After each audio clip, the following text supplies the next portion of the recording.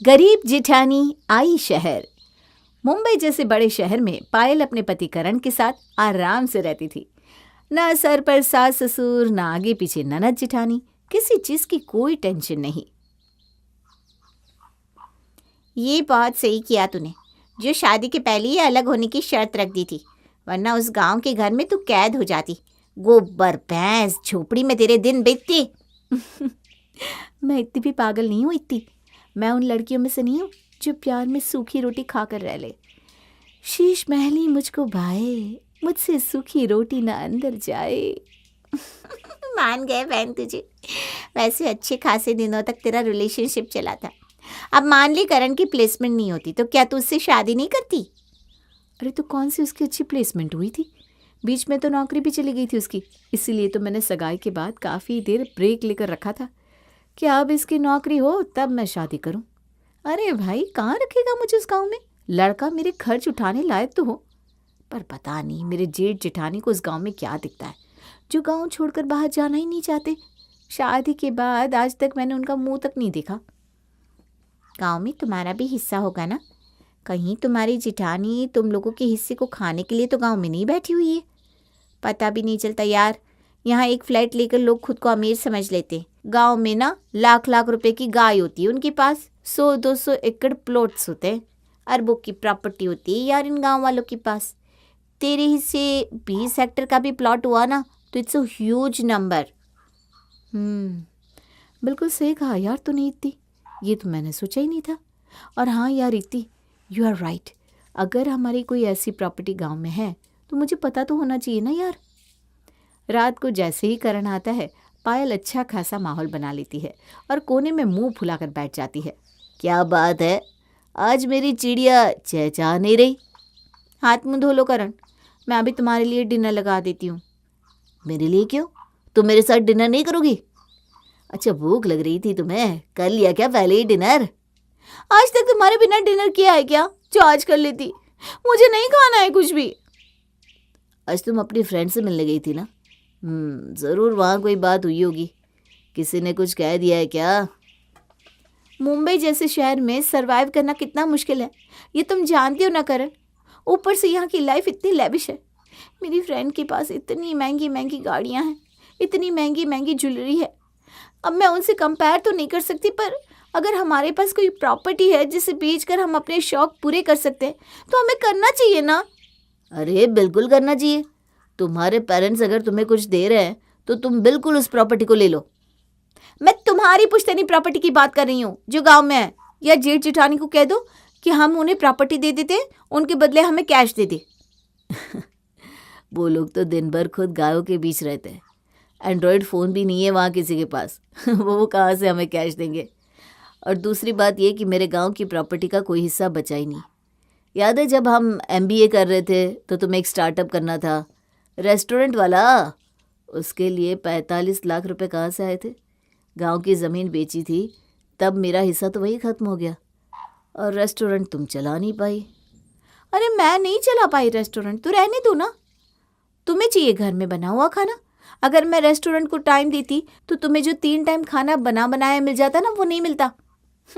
छोड़ो इस बात को। 45 लाख में आज के ज़माने में होता क्या है? कुछ दिन बाद पायल की फ्रेंड्स उसके घर किटी पार्टी के लिए आती है, और जहाँ सबके बच्चे हो वहाँ डिस्कशन किस टॉपिक पे होगा ये तो आप जानती हैं। अब तू भी ना बेबी कर ले, फिर मेरे नव्या के साथ खेलने के लिए एक दोस्त हो जाएगा।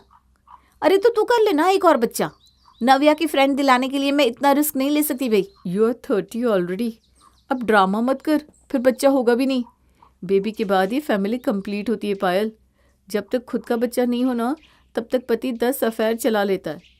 कितनी बार तो एक्स के साथ भी रिलेशनशिप में रहते हैं, पर जैसे ही बच्चा हाथ में आता है पति ठीक लाइन पर आ जाता है। समय से घर पर आना, समय से जाना, और इसका फोकस ना पैसे कमाने की ओर ज़्यादा बढ़ जाता है। अच्छा, फिर तो शायद अब बेबी प्लान करना ही पड़ेगा मुझे।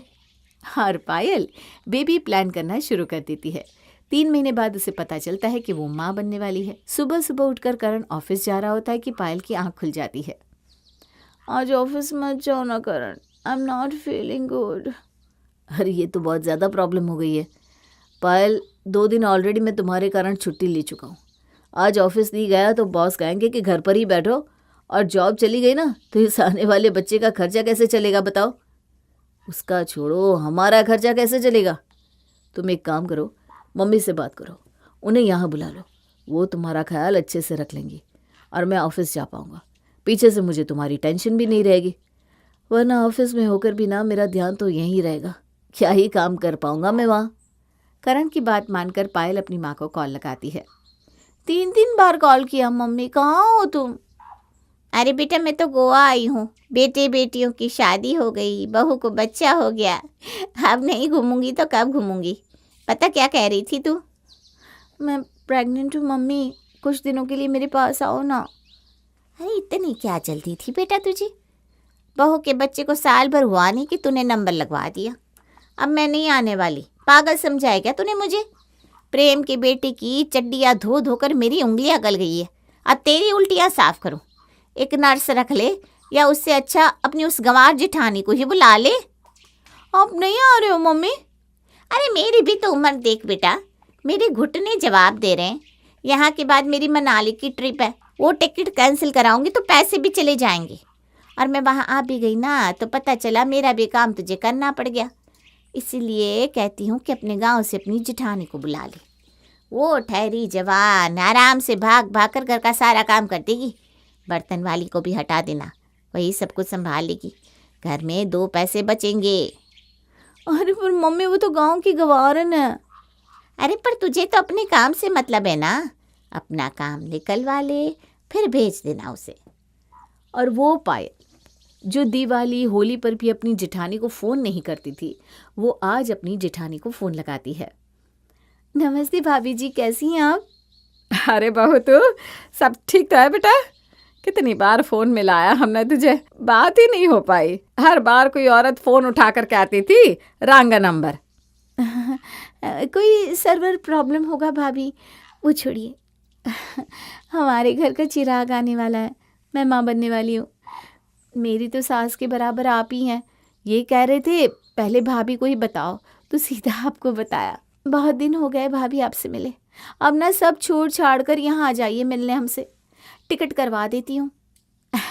हाँ हाँ मैं आ रही हूँ, बहुत बड़ी खुशखबरी सुनाई है तुमने, अभी आती हूँ। और बिना देरी किए अपने एक हाथ में लोहे का बक्सा और सर पर पोटली रखे मीना अपनी देवरानी के फ्लैट पहुंच जाती है, जहां आसपास के सभी प्लॉट वाले झांक ढक कर उसे देखने लगते हैं। Oh my God, so low class. इनको बुलाकर तो पायल ने अपनी बनी बनाई रेपुटेशन खराब कर ली।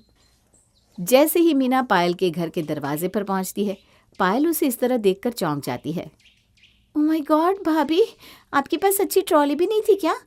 ये बक्सा कौन लेकर आता है आजकल, किसी ने आपको देखकर कुछ पूछा तो नहीं ना। अरे नहीं नहीं बहू, किसी ने कुछ नहीं पूछा। हाँ चलो ये अच्छा हुआ किसी ने कुछ पूछा नहीं, और अगर कोई पूछे ना तो कुछ मत कहिएगा, सीधा कहिएगा कि पायल से बात कीजिए। वो क्या है ना भाभी, यहाँ के लोग ना बड़े तेज़ बनते हैं, आपको चरा कर चल जाएंगे। अब ये सब छोड़ पायल, ये बता कैसा महसूस कर रही है तू। ठीक तो नहीं लग रहा है भाभी, कुछ खाने का भी मन नहीं हो रहा, ऊपर से मेरी कुक भी बीमार हो गई है। ये सुनते ही मीना सीधा फ्रेश होकर आती है और किचन में जाकर खाना बनाना शुरू कर देती है। कैसा काम करती थी तेरी कुक पायल, सारी की सारी बर्नियाँ खा ली है, राशन भी ध्यान से संभालती नहीं वो, हैं पक्का चोरी करती होगी। खैर बर्तन वाली कब आने वाली है। पता नहीं भाभी, इनका ना कोई फिक्स नहीं होता, जब मन होता है तब आती है। बर्तन साफ करने है क्या, मैं कर देती हूँ। वैसे उठा तो नहीं जा रहा। अरे हट पागल, तू क्यों उठेगी, तू पैर ऊपर कर और सो जा, मैं हूं ना, मैं सब देख लूंगी। और मीना झाड़ू उठाकर पहले पूरे घर में झाड़ू लगाती है, फिर पोछा करती है और रसोई में रखे बर्तन धोती है और फिर नाश्ता बनाना शुरू करती है। उठ जा पायल, कुछ खा ले, फिर से सो जाना। हाँ पायल जैसे पहला निवाला मुंह में लेती है, उसे उल्टी आने लगती है और वो वहीं फर्श पर उल्टी कर देती है। ओहो चलो कोई बात नहीं, ऐसी अवस्था में ना बार बार उवा भी आती ही है। तू अनारदाना खा, तब तक मैं उल्टी साफ कर देती हूँ। मीना बिना घिन किए अपनी देवरानी की उल्टी साफ कर रही होती है, पर फिर भी पायल के मन में उसके लिए ज़रा भी प्यार नहीं आता। वाह मम्मी मान गए, सही कहा था तुमने, अपनी चिठानी को बुला ले, क्या औरत है ये, घिन भी नहीं आती इसे। पर ये क्या ही घिन करेगी, ये तो उसकी लाइफस्टाइल है। वैसे 2 घंटे में सब कर दिया इसने। भाभी ये सब हो जाए ना तो वॉशिंग मशीन में कपड़े डाल दीजिएगा। ओ नहीं नहीं, आपको तो चलानी भी आती नहीं होगी, मशीन बेकार में ख़राब हो जाएगी। इसी तरह दिन बीतने लगते हैं। मीना दिन भर अपनी देवरानी की सेवा करती और रात को ऑफिस से आए देवर के लिए खाना भी बनाती। एक शाम, क्या खुशबू आ रही है, दाल मखनी बनाई है क्या भाभी आपने? खाना तो बड़ा अच्छा बना दिया आप भाभी। काहे का अच्छा, न चाउमीन बना पाती है न पिज्ज़ा, ये रोटी सब्जी ये खाना होता है क्या? दिमाग ख़राब हो गया मेरा तो ये खा खा कर। मैं चेंज करने जा रही हूँ, हम डिनर करने बाहर जाएंगे। ये सुनकर मीना भी कमरे में तैयार होने चली जाती है। 10 मिनट बाद सभी अपने कमरे से बाहर आते हैं। कहाँ जाना है? अच्छा, तो ये आप तैयार होकर आई हैं ऐसे साड़ी पहनकर? इस शहर में कोई साड़ी नहीं पहनता भाभी। आप खाना बना लीजिए और खाकर सो जाइएगा। मैं और करण ही रेस्टोरेंट जा रहे हैं। वो क्या ना भाभी, अब दिन भर आप घर पर रहती हो तो हम दोनों को प्राइवेसी भी नहीं मिल पाती ना। We need some time. पहले तो कुछ दिन पायल अपनी भाभी से ढंग से बात करती थी, पर धीरे धीरे वो अपनी भाभी की इंसल्ट करने लगी थी। कुछ दिनों बाद पायल की फ्रेंड्स पार्टी के लिए उसके घर आती है। ड्रिंक ला दीजिए और ये प्लेट्स उठा कर ले जाइए भाभी। अरे पर कोल्ड ड्रिंक पीने से अभी तुम्हारे गले में दर्द हो सकता है। मुझे आप मत सिखाइए मुझे क्या पीना है क्या नहीं। आपको जिस काम के लिए बुलाया गया है ना वो काम करिए। मीना झूठे बर्तन उठाकर रसोई में चली जाती है। अच्छी काम वाली ढूंढी है भाई तूने। 2 घंटे से तेरी बात सुन रही है पर सारा काम करी जा रही है। आज के ज़माने में कोई काम वाली इतना नहीं सुनती। कितने में रह रही है यहाँ पर? पागल है क्या प्रिया, ये काम वाली नहीं है, जिठानी है पायल की। अरे काहे की जिठानी? अरे भाई ऐसा खाना बनाती है कि क्या बताऊँ। जो राशन 15 दिन में ख़त्म होता था अब हफ्ते हफ्ते में ख़त्म होने लगा है। मुझे तो लगता है ये सामान छुप छुप कर बाहर किसी को दे रही है। एक तो इनके कारण इतनी इंसल्ट होती है, मैं किसी को घर पर बुला भी नहीं सकती। कपड़े देखिए इनके, वो तो मेरी प्रेगनेंसी की बात है तो मुझे इन्हें झेलना पड़ रहा है, वरना ऐसे लोगों को मैं तो मुंह भी ना लगाऊं। पायल अब हादी कर देती है। वो आए दिन किचन में खड़ी होकर ये देखती कि उसकी भाभी किस चीज़ में कितना सामान यूज़ कर रही है। कुछ चाहिए क्या बहू? क्या ला दूं बोल? कल तो शीशी में तेल आधा था भाभी, ये अचानक चौथाई कैसे हो गया? सुबह तो कुछ बना भी नहीं था, मैंने तो ब्रेड जाम खाया था। तेल पीती हैं क्या आप? अरे सुबह सुबह करण ने कहा था पराठे बनाने के लिए और उसके बॉस के लिए भी 2 टिफ़िन पैक करवाई उसने, तो उसी में तेल ख़त्म हो गया। तू सो रही थी ना तो तुझे पता नहीं चला होगा। वैसे तेरा ना 7वां महीना चल रहा है। ये सुनते तेरे भैया तो खुद ही उतावले हो गए। मैंने भी कहा पहले ही गाड़ी पकड़ो और आ जाओ, आज शाम को फ्लाइट से पहुंच जाएंगे।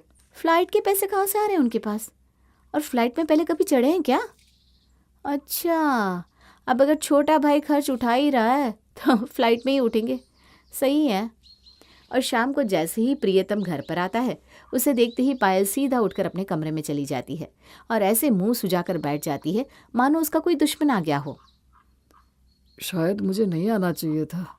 मीना बहू को मेरा यहाँ आना ठीक नहीं लग रहा है। वैसे भी बहुत सारा काम बाकी है। ऐसा करता हूँ कल सुबह की गाड़ी पकड़कर वापस चला जाऊँगा। अरे पर फिर आपकी वो